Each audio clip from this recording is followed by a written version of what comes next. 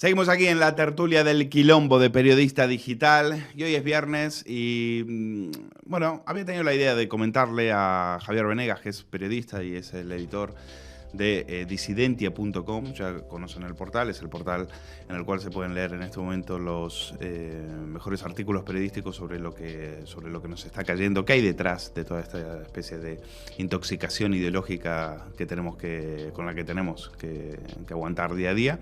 Y me interesaba en la tertulia alejarnos un poquito de actualidad y hablar de temas mollares, de la médula espinal, de dónde viene todo esto, es decir, quiénes son los grandes fabricantes de mentiras y los grandes intoxicadores de ideología que son los que ahora lamentablemente estamos padeciendo. Para decirlo en otras palabras, de quién ha sembrado esas tempestades para que ahora nosotros,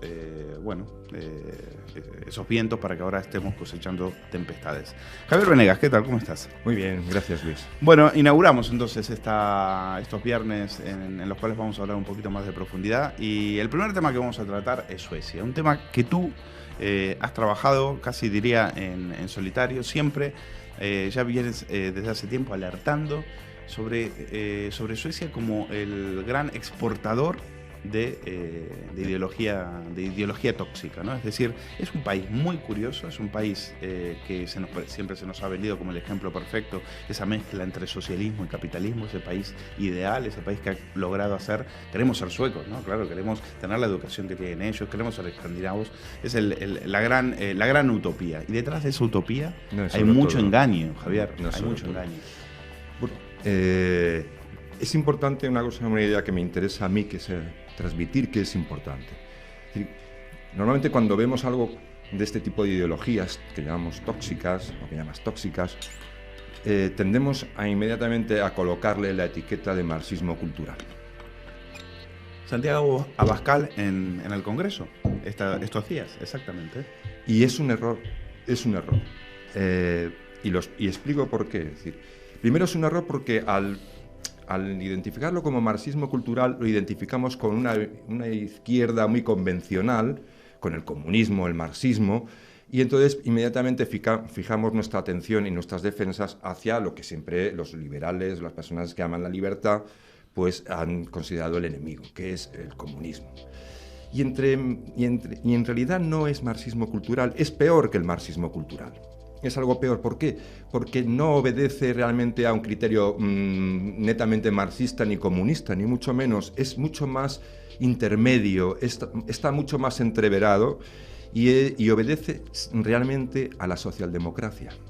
Es decir, todo este tipo de transformaciones se inician efectivamente en Suecia cuando el Partido Socialdemócrata sueco decide romper con el marxismo ortodoxo y crea lo que ellos llaman una nueva vía. Ellos ya huyen del marxismo ortodoxo, que quiere expropiar los medios de producción, eso de expropiese y que lo tenga el Estado todo, porque saben que es muy engorroso dirigir bien los negocios y normalmente ocurre que quiebran, ¿no? Lo hemos visto recientemente en Venezuela y en muchos otros lugares. O sea, esa fase se la saltan. No, ellos se vuelven mucho más astutos. Ellos empiezan a poner en marcha muchas transformaciones sociales, poniéndose, digamos, para que lo entienda el gran público, la idea que quiero transmitir, una piel de cordero. Claro.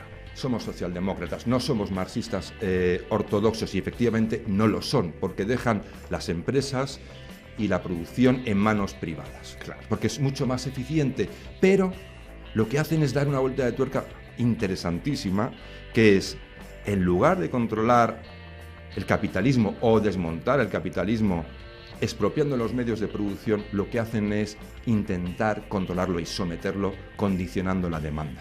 Es decir, la socialdemocracia sueca lo que hace es no coger las fábricas y los medios de producción, sino decir, no, dejarlos en las manos privadas, que nos viene bien porque crean dinero, crean riqueza, que luego nosotros capturamos a través de los impuestos, pero lo que vamos a hacer es algo más inteligente, es decir, vamos a mediante una ingeniería social incremental que no ha parado desde los años 20 hasta el presente.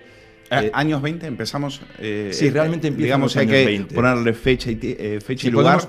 Suecia, años 20. Es muy arriesgado poner una fecha, pero yo he identificado que son los años 20 del siglo pasado. Correcto. Entonces, lo que hacen ellos es decir, no, dejemos las empresas y las fábricas en las manos privadas, pero vamos a condicionar la demanda. ¿Y cómo lo hacen? Con una ingeniería social incremental. Es decir, intentan controlar a las personas para que consuman y tengan hábitos correctos. Es decir, por eso ahora... Pero los hábitos correctos los marcarán ellos. Claro, a través de las políticas sociales. Claro.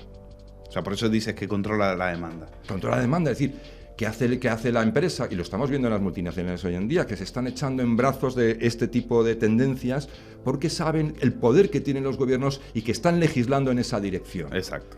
Exacto, por eso llamas en un artículo que has escrito ya hace un tiempo, que se puede leer en disidente.com, Suecia, el monstruo sigiloso. El monstruo sigiloso, sí. Precisamente porque es el monstruo amable, claro, es una cosa que en principio, claro, son políticos que parece que están peleando por tus derechos y en realidad lo que están haciendo es no solo adoctrinándote, sino planificando tu vida desde la cuna hasta la tumba. Claro, y además es interesante porque, claro, decir...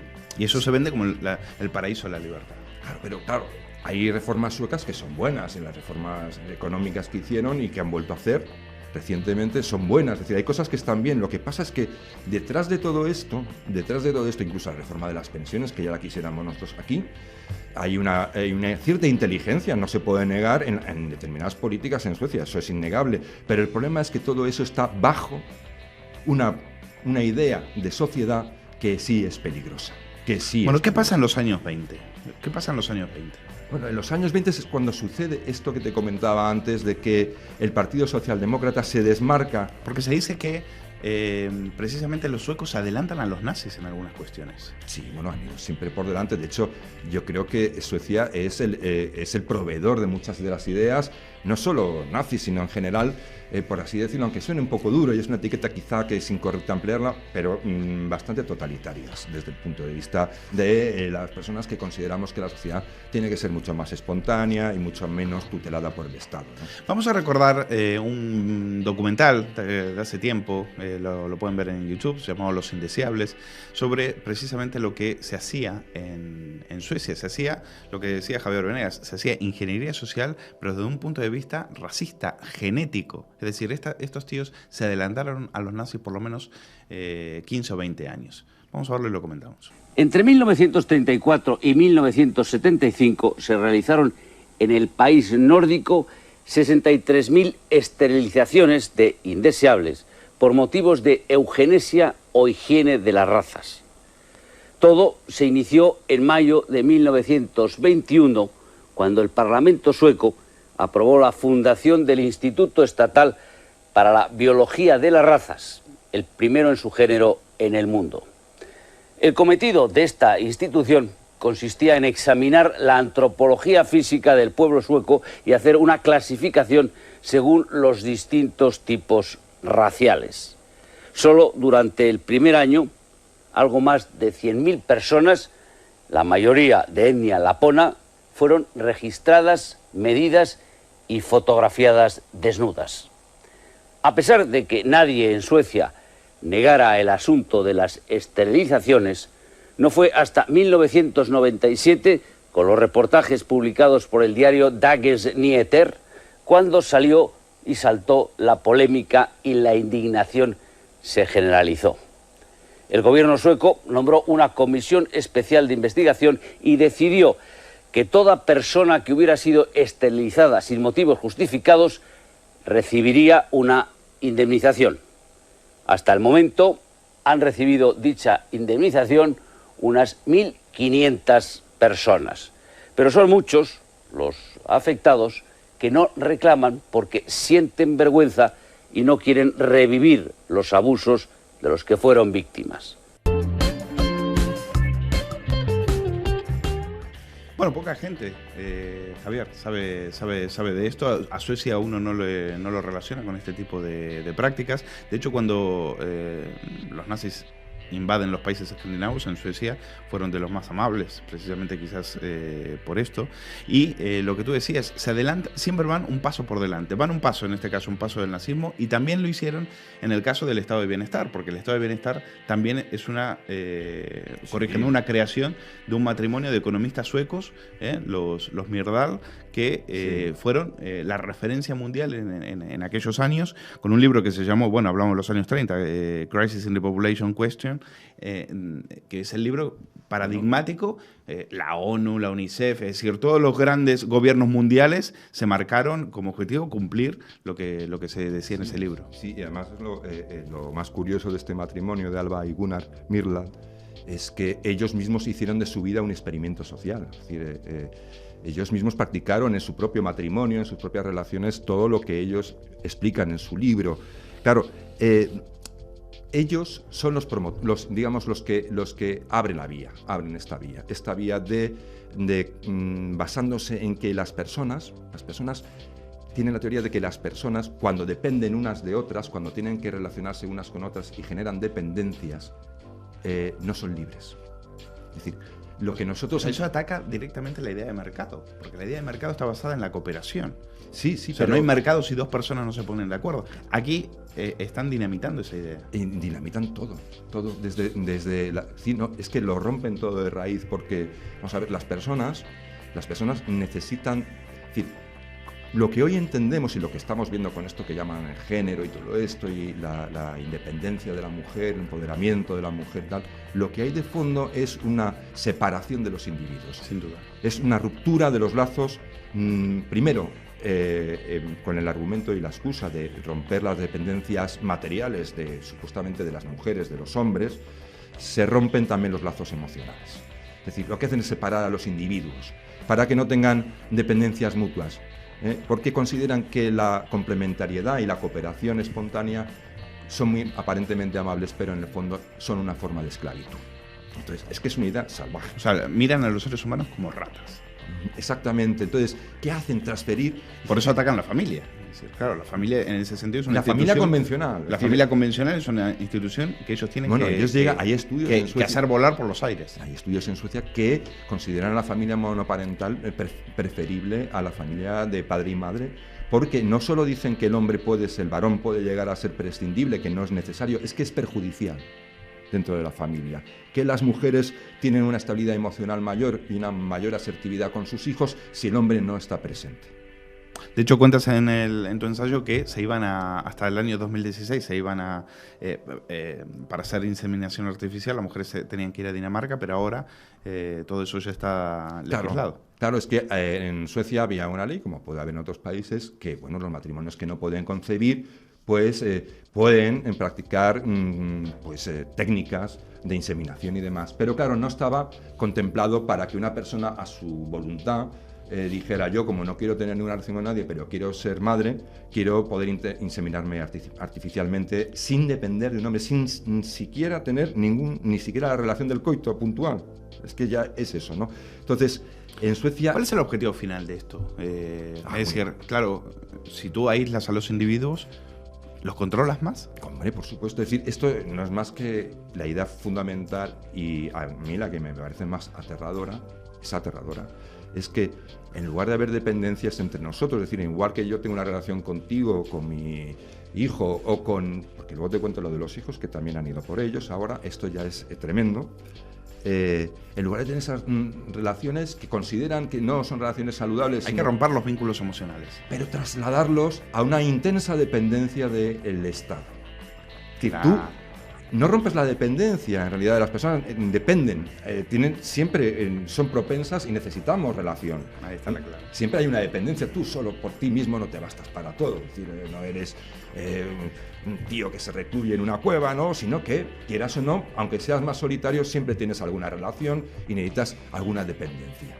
Pues esas dependencias lo que hacen los ingenieros sociales suecos es decir, no, entre vosotros no, que no os controlamos.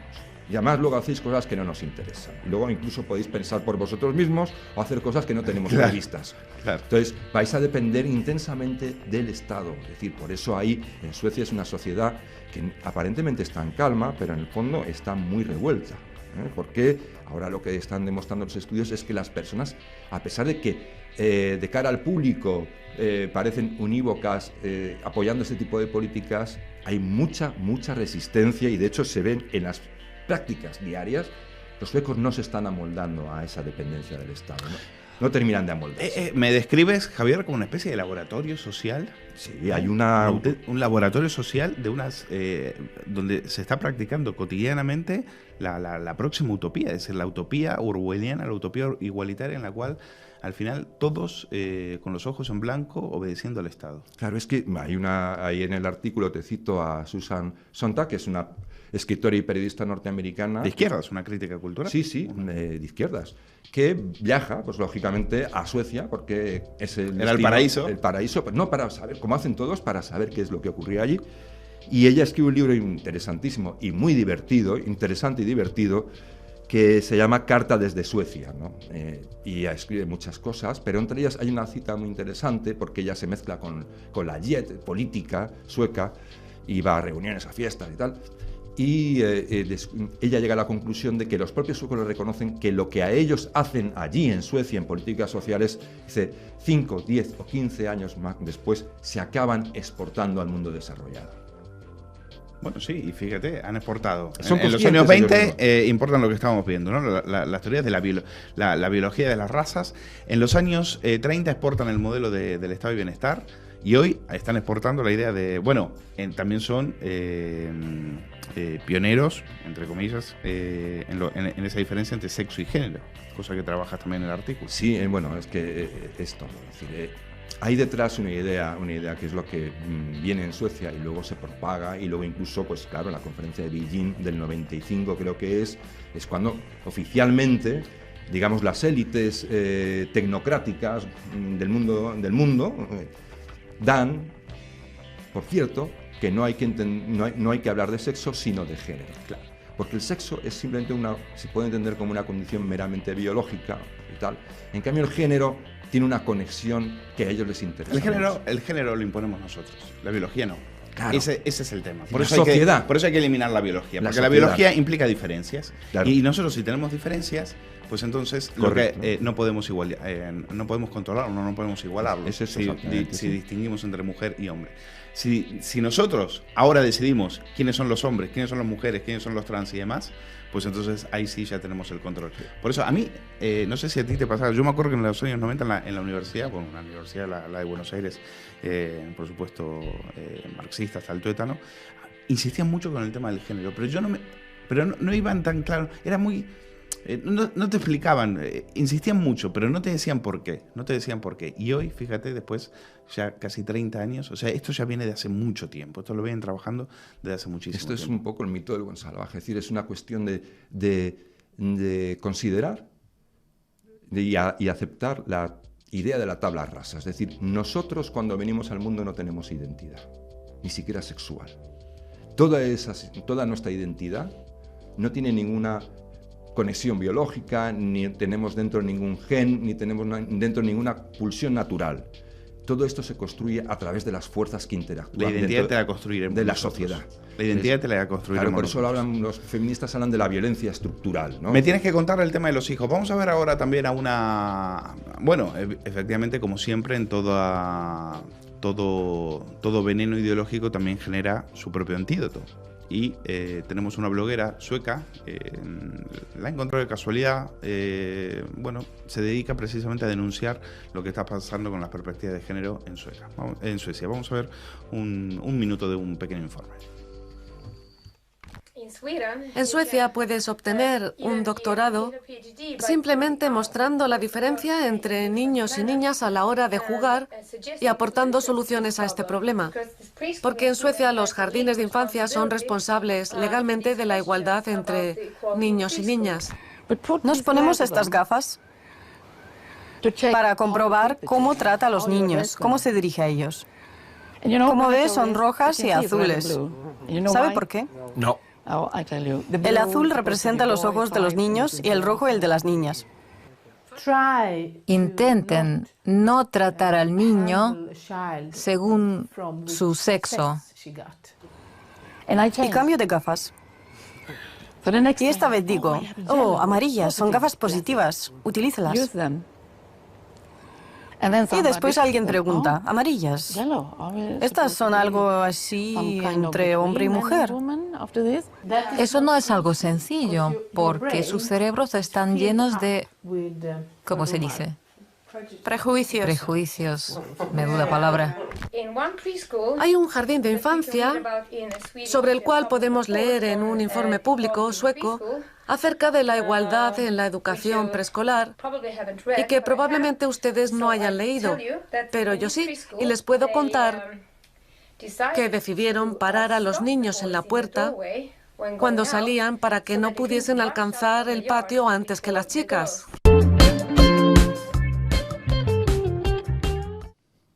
Bueno, ya lo ven, Javier Venegas se lleva las manos a la cabeza cuando lo escuchaba. La verdad que da muchísimo miedo, Ibas a contar lo de los hijos. Sí, es que después del paso que hicieron en Suecia de permitir la inseminación, digamos, a la carta de las mujeres que llegan y se inseminan con una jeringuilla en su propia casa y demás, que me parece, oye, que yo no, vamos a dejar claro, yo no estoy en contra de que haya determinadas cosas que se puedan permitir o hacer. Lo que estoy en contra es de que se ataque la espontaneidad. Exacto. Y los modelos espontáneos de la sociedad y las relaciones espontáneas. Exacto. Eso es lo que hay que dejar claro. Bueno, en Suecia, después de llegar de considerar que ya todas las políticas sociales que se estaban poniendo en marcha precisamente para imponer una perspectiva de género absolutamente a todo, se impone incluso en la carrera de medicina, donde los profesores tienen que utilizar un léxico concreto. Bueno, lo cuentas aquí, un profesor llamado Reckman, le obligan en la bibliografía a buscar, tiene que hacer un 50 y 50, tiene que buscar un 40% mínimo de citas femeninas, y claro, no las encuentra. No las encuentra. No las hay, y al final acaba abandonando la cátedra. Pero es que es peor que eso, es porque encima, cuando dice no las encuentro, entonces claro, el decanato dice, bueno, es verdad, no las hay. Entonces, pero bueno, te permitimos saltarte la regla, porque es una regla que impone la Secretaría del gobierno sueco, no es la universidad, ojo.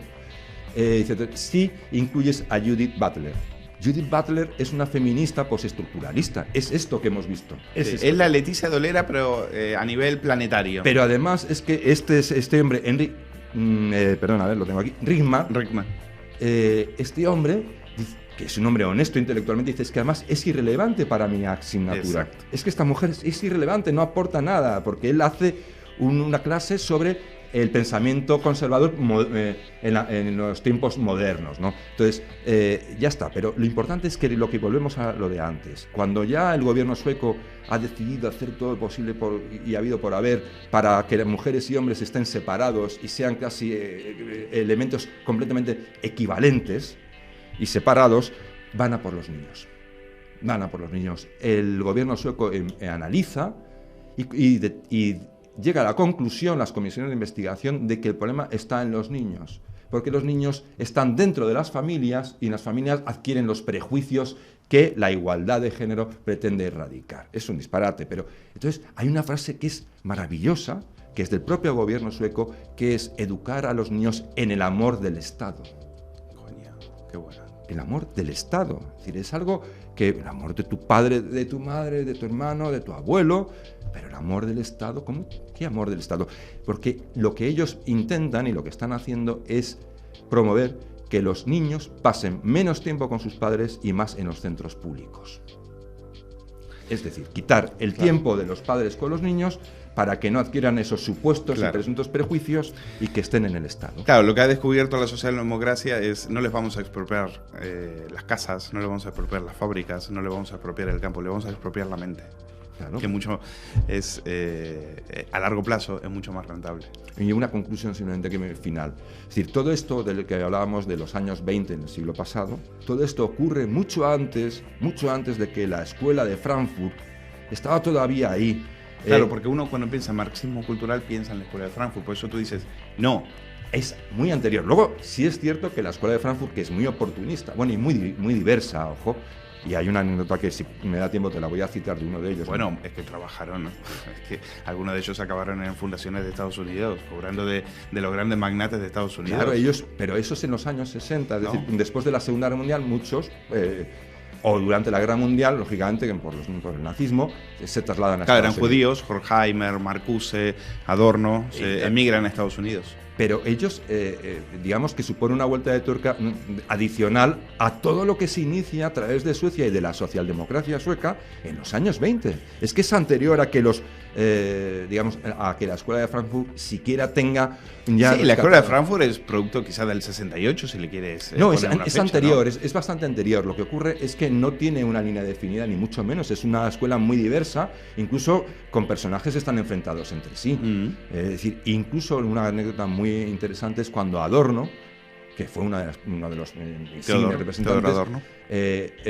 cuando la primavera, aquella famosa... La del 56 de Hungría. La de Praga, perdón. La del 68, las revueltas del 68...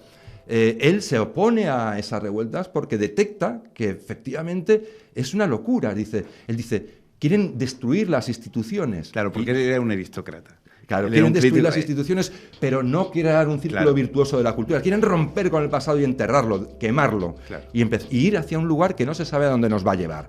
Y a este hombre le hacían escraches sus propias alumnas en clase, enseñándole los pechos. Claro. Él murió de un infarto, precisamente en una situación de hiperestrés, ¿no? Porque se sintió atacado.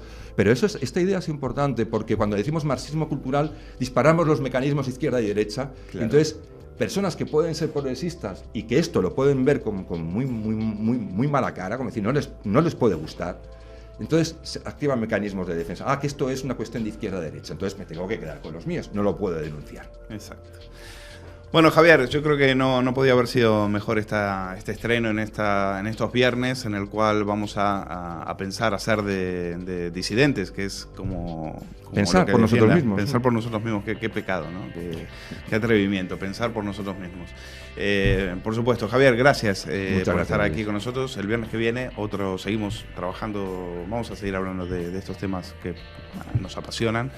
Y les invito a que vayan a disidentia.com, tienen que pasarse ahí están los mejores ensayos. Fíjate, no hemos hablado de Greta Thunberg, o sea que todavía nos ha quedado mucho, nos hemos dejado mucho sueco en el camino. Pero aquí no nos hacemos los suecos, aquí vamos a hablar precisamente de todo, de las Gretas, de las Gretos y de todo lo que nos quieren venir aquí a intoxicar y a expropiarnos la mente.